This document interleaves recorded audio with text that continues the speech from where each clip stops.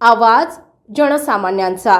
Ballarpur industries limited Bhigwan तालुका इंदापूर सिनारमास या कंपनीमध्ये मागील 25 वर्षांपूर्वी स्वर्गीय बाबूराव वसंत बनगर हे कायमस्वरूपी 00867 या एम्प्लॉई नंबरवरती कामावर होते। त्यांचे आकस्मिक निधन झाल्याने पोंदवडी बनगरवाडीमध्ये राहत असलेल्या त्यांच्या पत्नी सविता वसंत बनगर आणि त्यांचा लहान मुलगा रोहित वसंत बनगर यांचा उदरनिर्वाहाचा खूप मोठा प्रश्न निर्माण झाला आहे। कारण बिल्ड कंपनीसाठी यांची जमीन गेली असून कंपनीमधून येणाऱ्या 800 ते 1000 रुपयांच्या पेन्शन मध्ये उदरनिर्वाह कसा करायचा हा खूप मोठा प्रश्न त्या कुटुंबासमोर निर्माण झाला आहे। त्यातच सविता वसंत बनगर यांच्या मणक्याचे ऑपरेशन आणि पोटाच्या जवळपास 52 टाक्यांची शस्त्रक्रिया झाली आहे। एवढ्या मोठ्या विशाल संकटांना सामोरे एकटी महिला कशी जाणार, नक्कीच फार मोठा विचार करण्यासारखी गोष्ट आहे। या सर्व संकटावरती मात करण्यासाठी या धाडसी मातेने आणि मुलांनी अखेर उदरनिर्वाह करण्याकरता 14 नोव्हेंबर 2025 रोजी आमरण उपोषणाचा मार्ग अवलंबला आहे।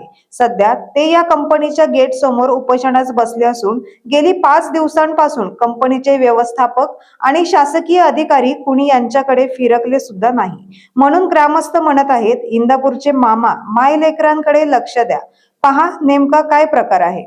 मित्र, तुझं नाव सांग आणि गाव सांग आणि कशासाठी उपोषणाला बसलाय? माझं नाव रोहित वसंत बनगर, गाव कवठळी, पण माझं जन्म गाव माझ्या वडिलांचं बनगरवाडी। माझे वडील या बिल्ड कंपनीत परमनंट एम्प्लॉय होते। त्यांचा दुर्दैवी ॲक्सिडेंट झाला। त्यांच्यानंतर कंपनीने आम्हाला लेखी स्वरूपात 2 अपत्य घेतो म्हणून असं पत्र दिलं तर 2009 साली DV आनंद साहेब मॅनेजर होते, त्यावेळेस त्यांनी आमच्याकडून ते पत्र काढून घेतलं। मी वारंवार कुलकर्णी साहेबांकडं, सोनवणे साहेबांकडे येडे घालायचो। आज 2015ला माझा ITI झाला, आज 2025 होत आले तरी अजून त्यांनी अद्याप या 10 वर्षात मला जॉईन केलं नाही। 2015 ते 2025 या काळात त्यांनी कितीतरी जॉईनिंग लेटर दिले, मला का घेतलं नाही हा बी प्रश्न आहे। प्रशासन आज 5 दिवस झाले अजून इथं कोणी बघितलं नाही, सत्तेतलाही आला नाही ना, जी सत्तेत नाही तो बी आला नाही, कोणच प्रशासनाचा आला नाही अजून इकडे बघायला। कंपनी व्यवस्थापनाचं बी अजून कोणी आलं नाही। कितवा दिवस आहे तुमचा उपोषणाचा? आज 5वा दिवस आहे। 5वा दिवस आहे। हा, तू त्या कॅटेगरीत बसतो का, ज्याला कंपनीला जसा माणूस पाहिजे त्या कॅटेगरीत बसतो का? हो, माझा ITI कम्प्लीट आहे, व्होकेशनलनी ऑटोमोबाईल कम्प्लीट आहे, माझ्याकडे सगळ्या डिग्री आहेत। मी ऑलरेडी 5 वर्ष झालं तिथं काम करतोय केमिकल स्टोअरला। माझं वडील केमिकल स्टोअरला एम्प्लॉय होते। मग आता प्रशासनाचं या सिनारमास कंपनीचं कोणी व्यवस्थापक कोणी आलं का इथं तुला बघायला किंवा काय विचारायला? अहो, इथून डोकून फक्त त्या गेटवरून बघते ते, पण इकडे यायचं नाव सुद्धा घ्याय नाहीत। आलं नाही 5 दिवसात? हा, कोणच आलं नाही। तहसीलदार वगैरे कोण आलं का? कोणच आलं नाही। आता मग सर्कल ऑफिसर कोणी नाही आलं? सर्कल ऑफिसर आलते, डॉक्टर एक येतात। काय म्हणले सर्कल म्हणले आम्ही त्या मंडल अधिकारी काय नाव होतं त्यांचं, काय म्हणले ते? पवार साहेब म्हणून होते, ते म्हणले आम्ही जाऊन बोलतो म्हणले, काय म्हणते त्यांचं म्हणणे। मित्रा, तुला जर इथं न्याय मिळाला तर तू काय तुझी भूमिका काय राहणार आहे? मी आणि आईने असं ठरवलंय, इथं जाग्यावरतीच मरू, पण इथून हलायचं नाही। आता ॲम्ब्युलन्स आलती, पण ॲम्ब्युलन्सवाल्यांना डायरेक्ट सांगितलं आम्ही इथं जाग्याच मरू, पण आम्ही काय दवाखान्यातही जाणार नाही। तुमची मागणी मान्य झाल्याशिवाय तुम्ही इथून उठणार नाही? उठणारच नाही, असा ठाम निर्णय तुम्ही घेतला? ठाम निर्णय घेतलाय। असं जगण्यापेक्षा इथं एकदाच मेलेलं बरं असं वाटते। खालावली ह्याला जबाबदार कोणाचा?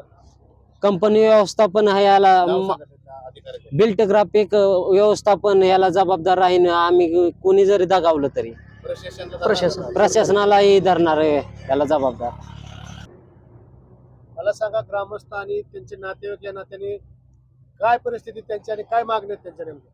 आता जवळपास आज 5वा दिवस आहे उपोषणाचा, आणि 5वा दिवस असला तरी बी आज कंपनीचं प्रशासन किंवा कोणताही अधिकारी वर्ग यांच्याकडे आलेला नाही आणि यांची दखलही घेतलेली नाहीये।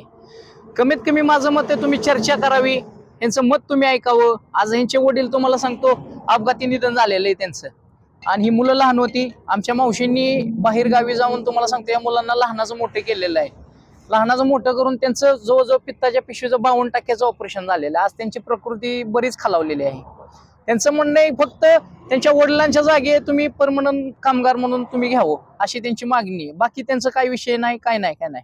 आणि आम्ही बी एक पोंदोडीचं नागरिक म्हणून आम्ही एक कंपनीला एक आवाहन करतो किंवा प्रशासनाला सांगतो की आम्ही जवळपास कंपनीला बरेच काही जवळजवळ आमच्या मारुती बंडगर या कुटुंबाची 175 एकर जमीन गेलेली आहे. मेन गेट ते तुम्हाला सांगतो कॉलनी. आमच्याकडून आम्ही फक्त कंपनीच्या प्रशासनाला असं मागणी करतोय की आम्ही म्हणत नाही की तुम्ही घुराकडली माणसं घ्या, तुम्ही एज्युकेशन वाली तुमचं जे शिक्षण झाले अशीच पोरं तुम्ही कामाला घ्या. आणि जर तुम्ही इथं डोकावून बघत नसताल तर ह्यांना जर काय झालं तर याला कंपनीचं प्रशासन आणि काय असेल ते अधिकारी वर्ग ह्याला जबाबदार राहील. प्रशासनाचे व्यवस्थापनाने जर समजा सिनर्मास कंपनीच्या व्यवस्थापकाने जर काहीच दखल नाही घेतली तुमची भूमिका काय राहणार? आम्ही भूमिका म्हणजे तुम्हाला सांगतो ह्यांनी हलाखीचे दिवस आतापर्यंत असेच काढलेले आहेत. लोकांच्या गावात राहून तुम्हाला सांगतो बेकार दिवस. जमिनी एकरभर आहे ती पण काय राहणार आहे? आमची भूमिका आम्ही ह्यांना उपोषणाला ठाम इथं बसून देणार. आणि ह्यांना जर काय झालं आता 5वा दिवस आहे, अजून 5 दिवस झाले तरी कुणी डोकावलं नाही, कुणी चालेल नाही. दिवस वाट बघणार. अजून आम्ही किती दिवस वाट बघणार हे पण हा सगळ्यात महत्वाचा प्रश्न आहे. तुम्ही पुढची भूमिका तुमची काय राहणार? आमची भूमिका आम्ही त्याच्यावरती कठोर निर्णय घेऊ. ह्यांना जर काय तसं दगाफटका झाला तर आम्ही कठोर निर्णय घेऊ याच्यावरती. कठोर निर्णय म्हणजे काय करणार नेमकं? काय असेल ती कंपनी प्रशासन आणि आम्ही ग्रामपंचायत तिथे गेटवरती आम्ही सर्व पोंदोडी ग्रामस्थ आणि आमचे बंडगरवाडीतले ग्रामस्थ आम्ही अमरनं उपोषणाला बसू. मला सांगा, तुमच्या गावातले आज एक कुटुंब इथं उपोषणाला बसले, आज 5 दिवस झाले. प्रशासन कुणीही डोकवायला तयार नाही, कंपनीचे व्यवस्थापक ही कुणी डोकवायला तयार नाही. तुम्ही गावकरी या नात्याने काय त्यांना पाठिंबा देणार किंवा काय तुमचं म्हणणं आहे? मी नारायण बंडगर, बंडगरवाडी ग्रामस्थ. माझ्या वतीने मी जवळजवळ आज ह्यांचा रोहित वसंत बंडगर आणि सविता वसंत बंडगर यांचा आज आमरण उपोषणाचा 5वा दिवस आहे.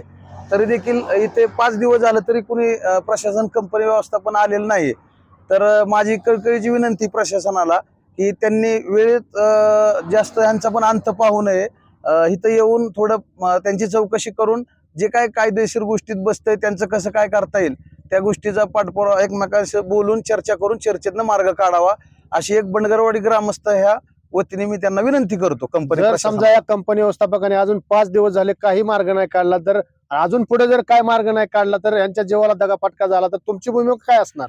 एक ग्रामस्थ या नात्याने आपल्या गावातले एज्युकेटेड मुलगा असल्यामुळे आम्ही त्यांच्या पाठीशी भक्कमपणे उभा राहू आणि अधिक अजून तीव्र कसं आंदोलन करता येईल जर ह्यांनी न्याय नाही दिला तर त्या गोष्टी आम्ही ग्रामस्थ या वतीने आम्ही सगळेजण मिळून करणार इथून पुढच्या काळात. तालुक्याचे आमदार आणि कृषी मंत्री दत्तात्रय भरणे हे देखील या ठिकाणी आलेले नाहीत, काय सांगाल? त्यांनी साधी विचारपूस बी केली नाही असं ते कुटुंब सांगते. मी पण त्यांच्याशी बोललो परंतु त्यांची पण चर्चा काहीतरी चालू आहे असं समजतंय त्यांच्या वरिष्ठ लेवलवरती. ठीक आहे, काहीतरी मार्ग मिळेल, अपेक्षित काहीतरी चांगलं होईल अशी मी अपेक्षा करतोय. बघू आता कंपनी काय मार्ग घेते. पण आज 5वा दिवस आहे, लवकरात लवकर त्यांचा पण अंत बघू नये असं मला एक नागरिक या नात्याने वाटतंय. जी9 मराठीसाठी बबनराव धायतोंडे, इंदापूर.